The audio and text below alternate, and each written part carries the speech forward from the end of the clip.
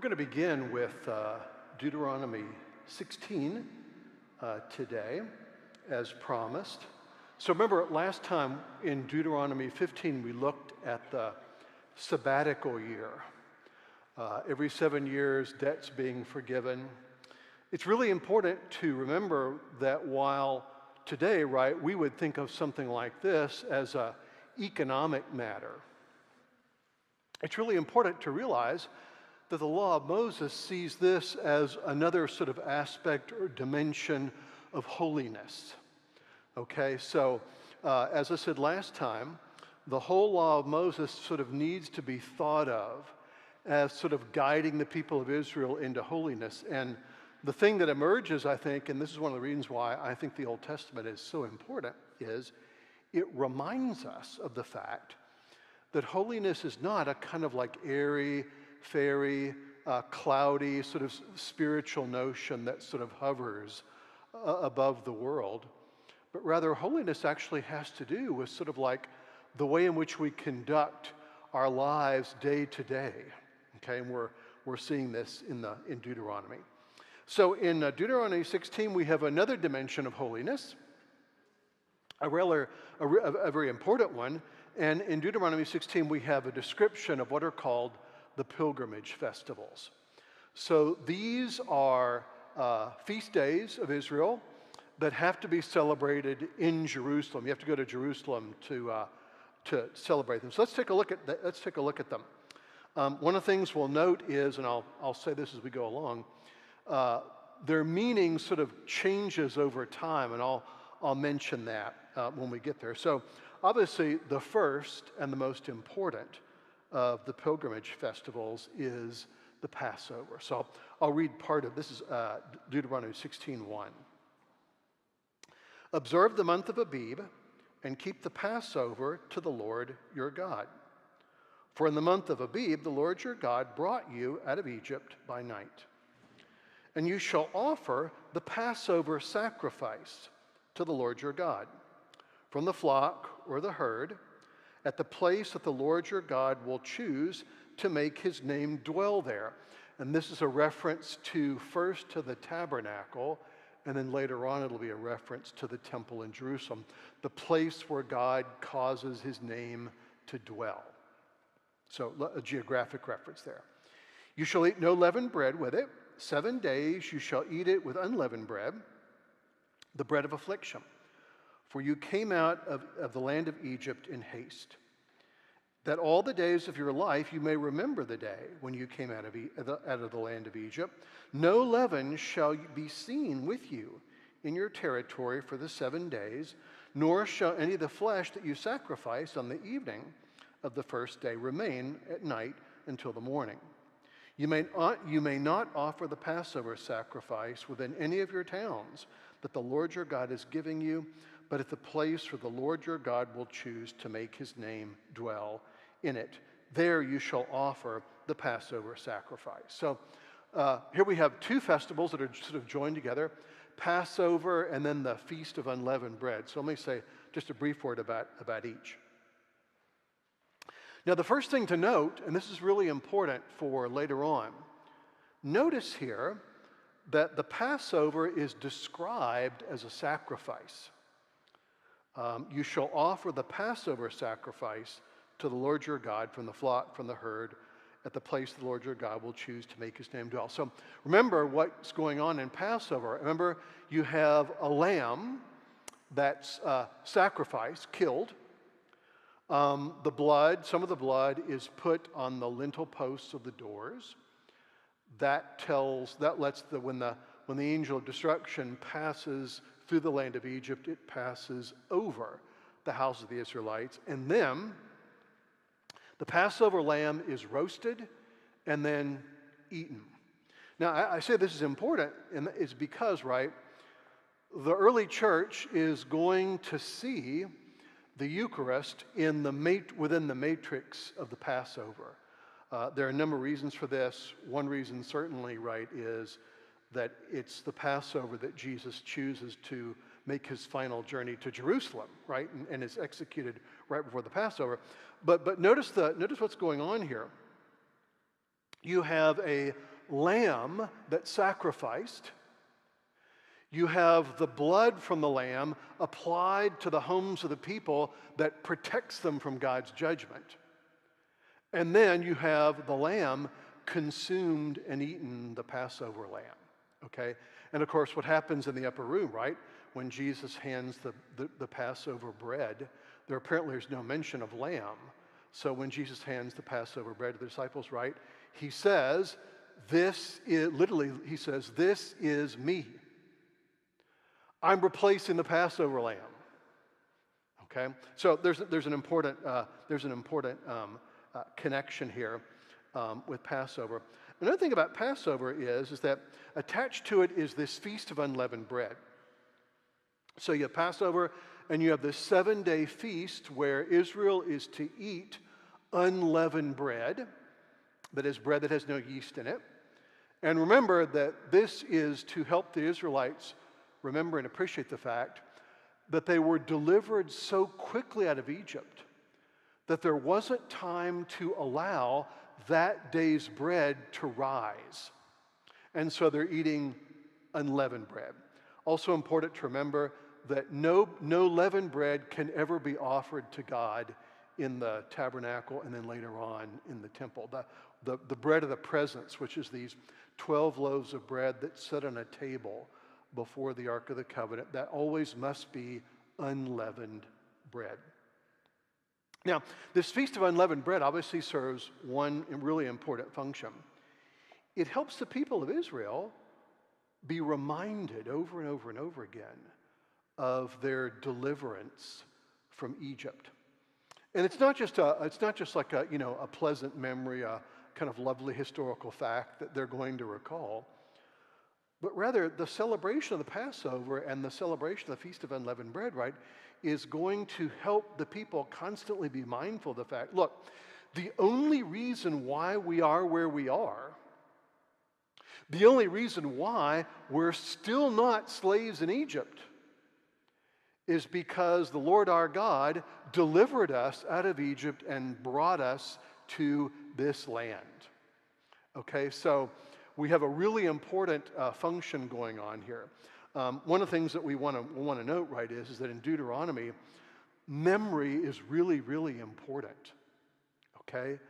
If you start to forget what the Lord your God has done, if you begin to forget who he is, that's when all the problems start. And as the Old Testament unfolds, right, we'll see the people of Israel suffer from what you might call sort of like spiritual amnesia. And as we look at the life of the church, right, whenever the life of the church is afflicted with spiritual amnesia, right, the similar things result. Okay, so really important thing. Another thing I just want to kind of call to your attention, and this is one of these really powerful and important connections between Old and New Testaments. Paul clearly is thinking of this very passage in 1 Corinthians 5:7. So let me read it to you. So Paul is having to deal with the problem of sexual immorality in the church in Corinth, right? So these are all converts from paganism. They have been used to living sort of a pagan life, and part of that paganism has involved relationships with what are called temple prostitutes. Okay, so you go to the temple prostitute, you have we'll put it this way. You have a session with the temple prostitute, and the idea is that the blessings of the god of that temple are being passed on to you through the temple prostitute. And by the way, there were both male and female temple prostitutes, so you sort of like had your choice of kind of whatever rung your bell. You could sort of do that. So Paul has in mind, right, that the Corinthians are still struggling with this, right? They're moving out of paganism into Christianity, and in the context of explaining why sexual immorality is wrong, Paul says something really interesting.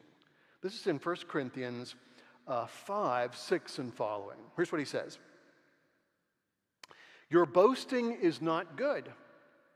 Do you not know that a little leaven leavens the whole lump.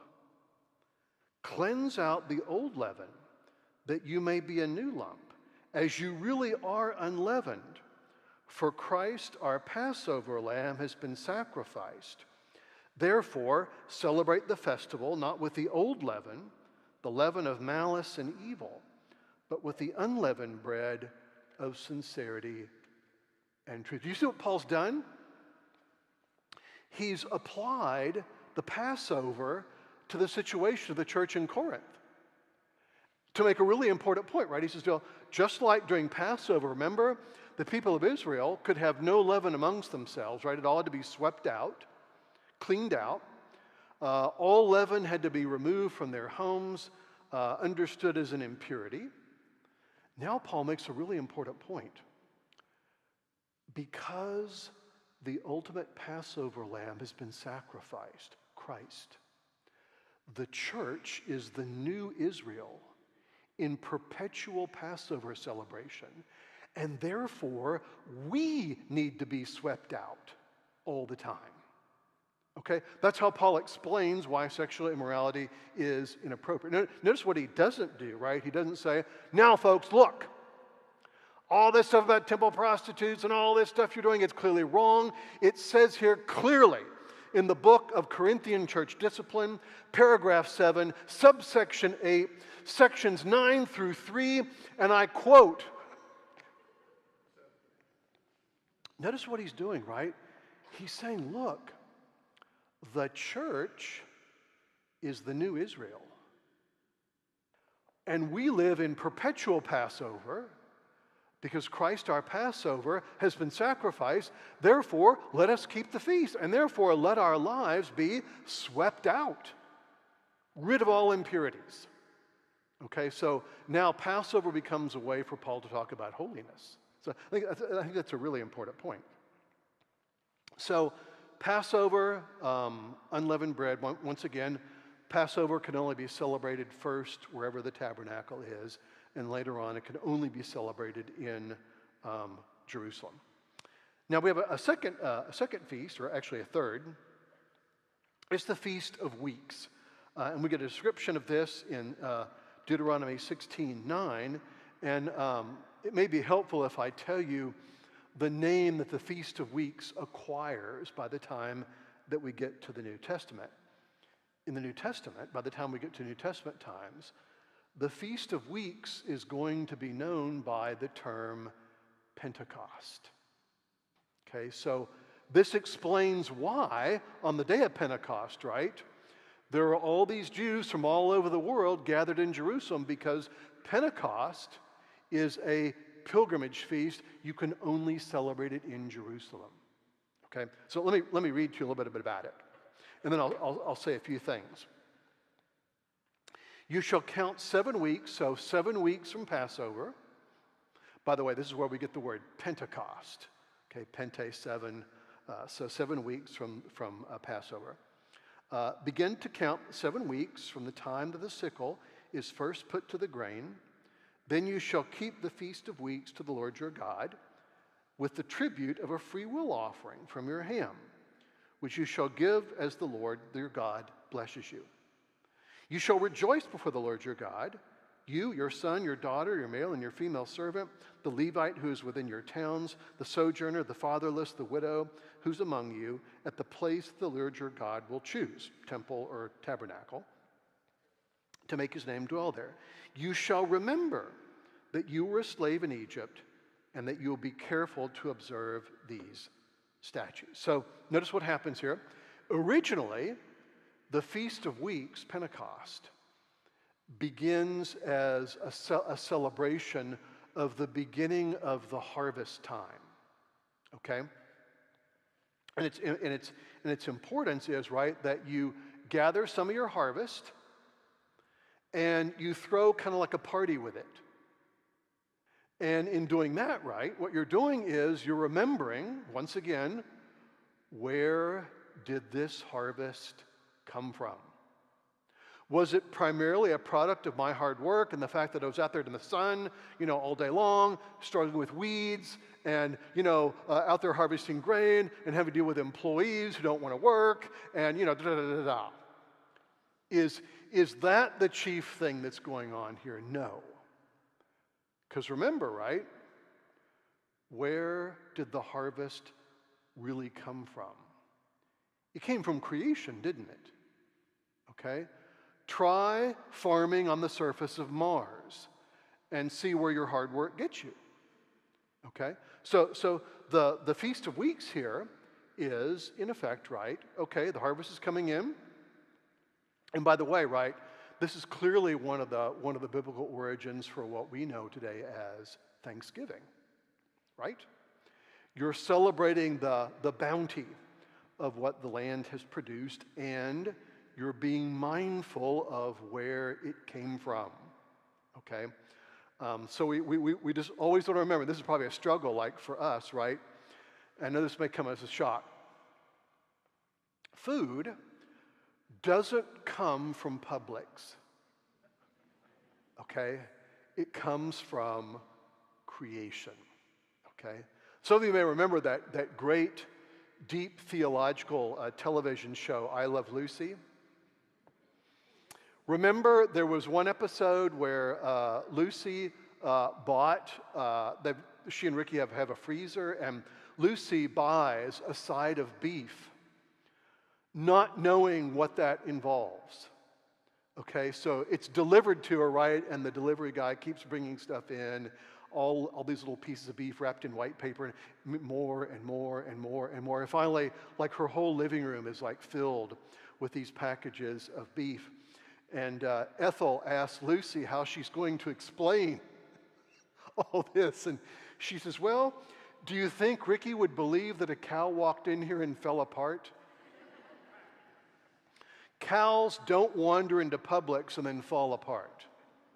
Okay, there's a little bit more process behind that. And the Feast of Weeks here is reminding us of that the origin of all that sustains us, right, comes from creation. Now, as time goes on, the meaning of the Feast of Weeks, as I said, is going to change. And it'll come to have the name of Pentecost. And also its focus is going to change. By the time of the New Testament, the Feast of Pentecost, and this is important, by the time of the New Testament, the Feast of Pentecost really is no longer like a harvest festival. Rather, it comes to celebrate the giving of the law on Mount Sinai. Now think about that for a minute, right? It's not coincidental that the Holy Spirit descends on the church on the day of Pentecost. Why? Because we have, right, the law of the Old Covenant, the law that God revealed to Moses on Mount Sinai, and we have the law of the New Covenant, which is the Spirit of God. So really important connection going on there. Also notice that God tells the people of Israel that they actually have to throw a party for the Feast of Weeks. Okay? It's not, you might want to have a party or it would really be a good idea to have a party. Rather, you will have a party and you shall rejoice before the Lord your God. So we have like an order to rejoice. Okay?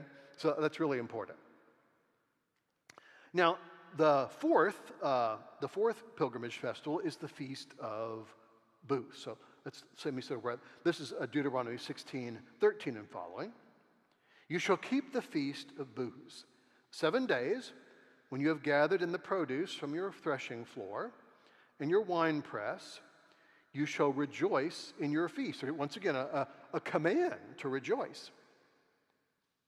You and your son and your daughter, your male servant, your female servant, the Levite, the sojourner, the fatherless, and the widow that are in your towns, for 7 days you shall keep a feast to the Lord your God at the place that the Lord will choose. So not only do you have to have a party, this is at the end of the harvest now. Not only do you have to have a party, the party has to last for a week. Okay? See if you can survive that. Okay? Now once again, it's important to notice what's going on here. So we have the beginning of the harvest marked by a feast, and now we have the end of the harvest marked by a feast, right? Once again, God knows, right, that the human mind tends to wander, and that we need like perpetual reminding. So at the beginning of the harvest, you have a celebration to celebrate where it came from. At the end of the harvest, you also have a celebration to remember where it came from. Over time, once again, the Feast of Booths is also going to change in meaning. It'll come to be called the Feast of Tabernacles, and its meaning will change too. It'll come, as it does in modern Judaism, it'll come to mean a celebration of the time that Israel wandered in the wilderness for 40 years and God sustained them. Remember, they lived in, so if you're an Orthodox Jew, right, during the Feast of Booths, you actually have to go outside and you have to be in some structure where as you look up, you can see the stars through your kind of broken up roof, okay? And that's a reminder, right? How did we get through the wilderness?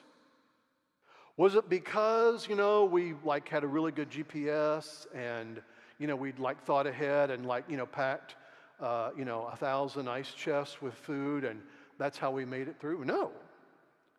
The only way that we got through the wilderness was the Lord our God brought us through. He brought us out of Egypt. He brought us through the wilderness. And so we're going to be mindful of that fact.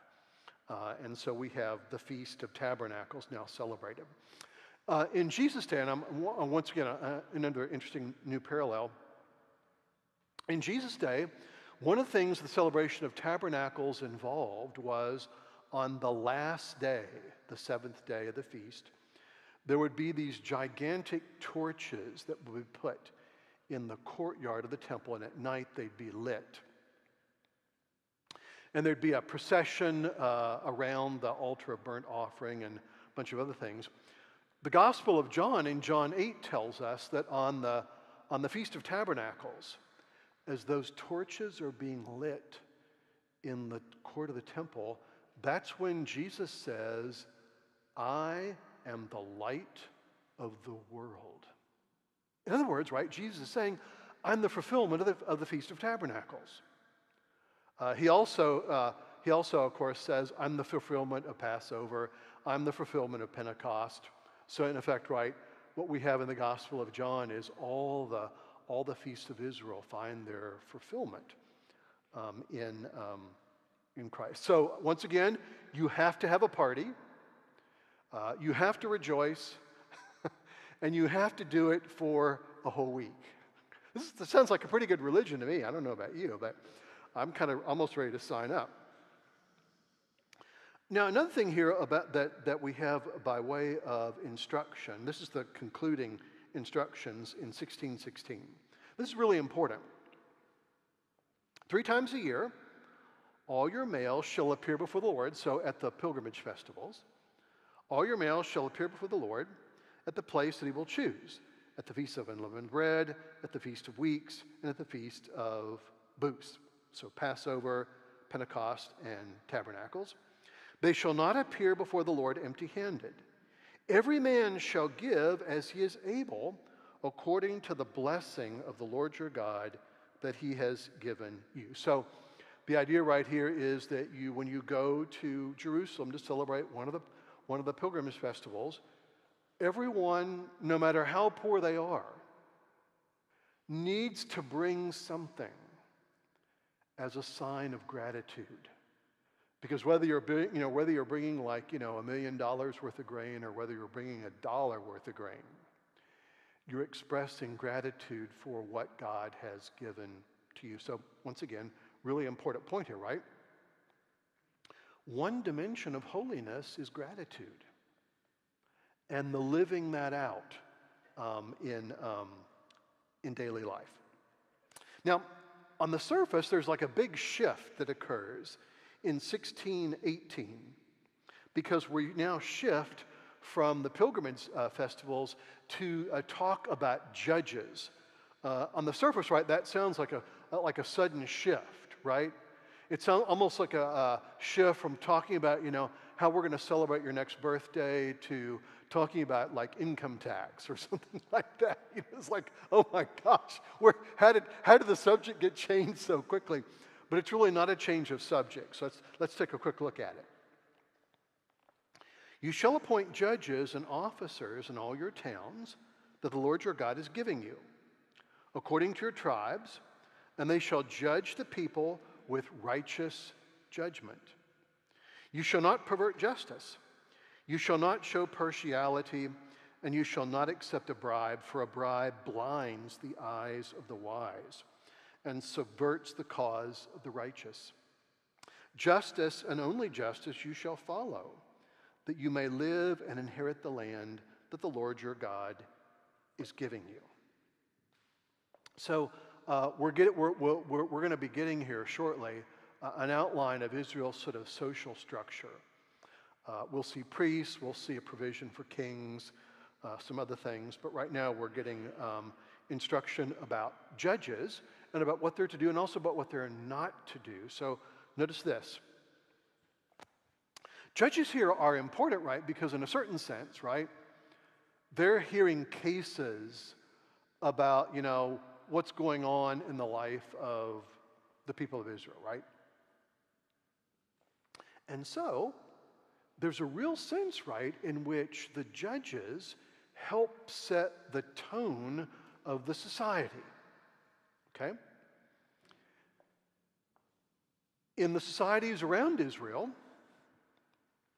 you've got judges, but everyone knows, right, that what you really need when you go into court is not a good lawyer, but a really big wallet. Right? Everybody knows in the societies around Israel, right, that you show up in court and you just happen to say, have a private conversation with the judge and say, Your Honor, I realize this is a really difficult case, and I'm sure, both me and the person who's against me, we probably have a fairly good case. And, I'm sure you have much more important matters to attend to than, to listen to my little plea all day long or for the next couple hours. I just happen to have $1,000 here in my pocket, and, we could just sort of like put this whole matter to rest if I just kind of left it here on your desk, and, we could just like call it a day. What do you say? Everybody knows that's kind of how things work. That's not the way things are going to work in Israel. You shall not pervert justice. You shall not show partiality, and you shall not accept a bribe, for a bribe blinds the eyes of the wise and subverts the cause of the righteous. If justice can be bought, there is no justice. If justice can be bought, there is no justice. And so we'll see here that this is one of the most important features of Israelite society. Now, another thing that we find, this is in Deuteronomy 17, we have legislation or guidance about what happens when Israelites decide to sort of like worship other gods. So let me read it to you and then we'll take a look at it. You shall not sacrifice to the Lord your God an ox or a sheep which has a blemish or any defect whatsoever, for that is an abomination to the Lord your God. Well, I'll say something about that in a minute. If there is found among you within any of your towns that the Lord your God is giving you, a man or a woman who does what is evil in the sight of the Lord your God in transgressing his covenant, and has gone and served other gods and worshipped them, or the sun or the moon or the host of heaven, which I have forbidden, and it is told you, and you hear of it, then you shall inquire diligently. And if it is true and certain that such an abomination has been done in Israel, then you shall bring out of your gates that man or that woman who has done this evil thing, and you shall stone that man or woman to death on the evidence of 2 witnesses or 3 witnesses. The one who must die shall be put to death. A person shall not be put to death on evidence of 1 witness. The hand of the witnesses shall be first against him to put him to death, and afterward the hand of all the people, so you shall purge the evil from your midst. So here's what happens. Good general picture, and I'll say some particular things. So if you know of some fellow Israelite who's like gone off and like worshiped some other god, like a Canaanite god or whatever, then you have to kind of report this. And then if there's at least 2 witnesses to this fact, then this person has to be stoned to death. Why? Because it's not they like broken like a minor rule. Okay, this isn't, well, so-and-so, we thought possibly, right, that this person, on the Sabbath may have wandered out on their back porch and like wandered a potted plant on their back porch that was kind of like wilting, and then realizing that it was a Sabbath, right, they dropped the watering can right there and ran back into the house. This is not that, okay? This is, knowing what the covenant says, I really don't care. I'm going to cover my bases by worshiping other gods just to make sure, right, that I've got all my bases covered, because, you never know about these things. Okay, you kind of want to have your prayers and blessings kind of spread as far as you can get them, right? Gods are kind of like the lawn. You want to make sure everything's equally fertilized so that you get the results you want. So this is a violation of breaking the covenant. Notice how the procedure. This is really important. First, you have to have 2 witnesses. It can't be just like gossip or, I heard through the grapevine that, Joseph went off and worshiped some Canaanite god or something like that. And, so-and-so told so-and-so, told so-and-so. Then they told me that Joseph might have just, no. You have to have 2 witnesses. And this is equally important, if in fact the person's guilty, the 2 witnesses have to be the first to throw the stones. So notice what's going on here, right? This is like face-to-face justice, right? The idea right here is that it's not just a matter of, thinking someone's guilty and then somehow thinking, right, that the justice system is going to take care of them. No. If you're a witness, then you have to step up and you have to be the first to that's going to throw the stones. Now, there's a really important story later on in the Old Testament that we just want to notice here, and this is where we'll have to stop. It's in 1 Kings 21. It's the famous story of Naboth's vineyard. So let me tell it to you briefly. You'll want to read it for yourself. It's one of them, really one of the greatest stories in the Old Testament, because it's a story that illustrates the depths of Israel's corruption. So in 1 Kings 21, right, we have Queen Jezebel, okay? And Queen Jezebel is a Phoenician princess, right? And she doesn't understand why her husband Ahab doesn't act like the kings that she knows. Ahab has been sort of yearning for a vineyard that belongs to a man by the name of Naboth. And Jezebel says, hey, look, where I come from, if the king wants something, he just takes it. And Ahab, bad as he is, corrupt as he is, right, says, well, darling, that's not the way things work in Israel. We don't do that kind of stuff here. And Jezebel just can't understand this. So what she does is she tells her servants, right, okay, go out and find 2 witnesses who will swear to the fact that Naboth has cursed God and the king.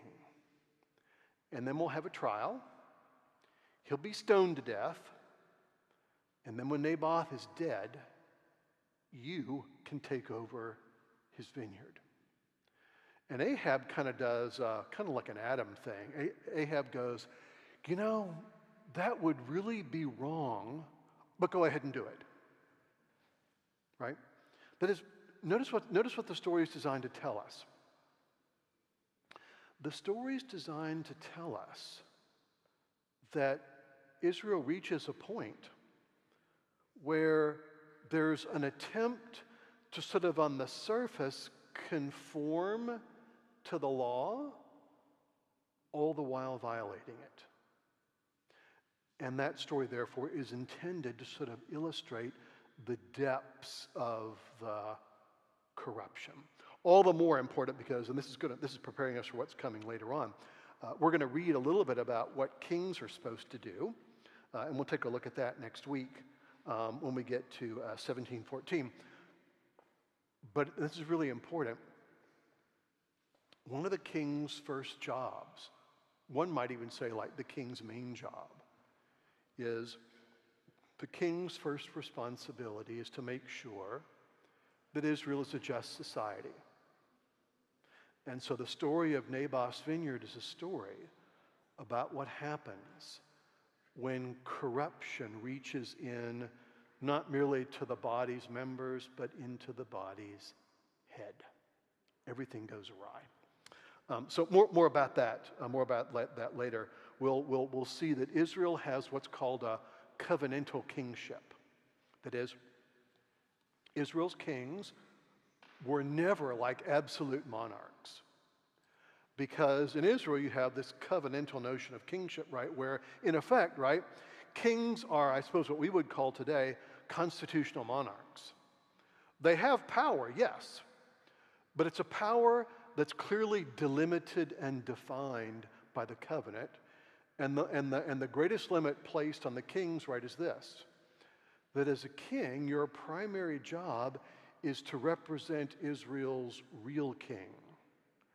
The way that you carry out your rule is supposed to reflect the rule of Israel's ultimate king. And in the story of Naboth's vineyard, right, we see where that's like all turned on its head. So we'll take a look at kingship next week.